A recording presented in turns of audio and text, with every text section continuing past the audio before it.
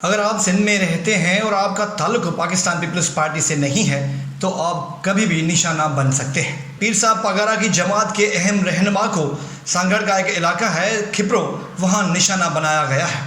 یہ تصویر میں نظر آنے والی شخصیت سابقہ تعلقہ ناظم خدا بخش درس کی ہے، جو کہ آج اپنے گارڈ کے ساتھ زمین پر موجود تھے کہ انہیں اور ان کے گارڈ کو نشانہ بنایا گیا۔ خدا بخش درس کے گارڈ خالق درس کو پہلے نشانہ بنایا گیا اور اس کے بعد خدا بخش درس کو گولیاں مار دی گئیں۔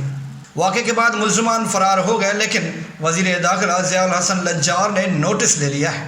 مجھے تو سمجھ نہیں آتی میڈیا ان نوٹسز کی خبروں کو کیوں اہمیت دیتا ہے، کیونکہ ضیاء لنچار کو محض نوٹسز لینے کے لیے نہیں رکھا گیا، بلکہ وہ ہوم منسٹر ہیں، امن و امان بھی ان کی ذمہ داری ہے۔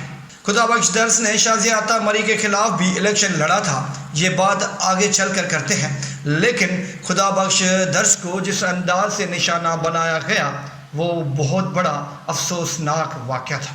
جیسے ہی خدا بخش درس کا واقعہ پیش آتا ہے، لوگ گھروں سے باہر نکل آتے ہیں، کھپرو، ڈھالیار، ہتھونگو اور دیگر شہر بند ہو جاتے ہیں۔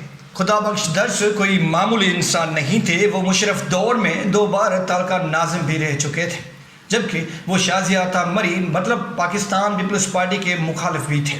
یہی وجہ ہے کہ 2013 کے عام انتخابات میں خدا بخش نے شازیہ عطا مری کے خلاف الیکشن لڑا اور ہار گئے۔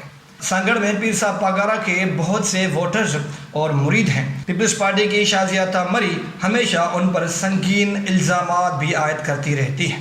اب دیکھنا ہے سی ایم سندھ، آئی جی سندھ خدا بخش درس کے قاتلوں کو کتنے دنوں میں گرفتار کرواتے ہیں، کیونکہ اگر قاتل فوری گرفتار نہیں ہوتے تو اس کے بعد ان علاقوں میں جو کچھ ہونے والا ہے اس کا سندھ گورنمنٹ کو اچھی طرح اندازہ ضرور ہوگا۔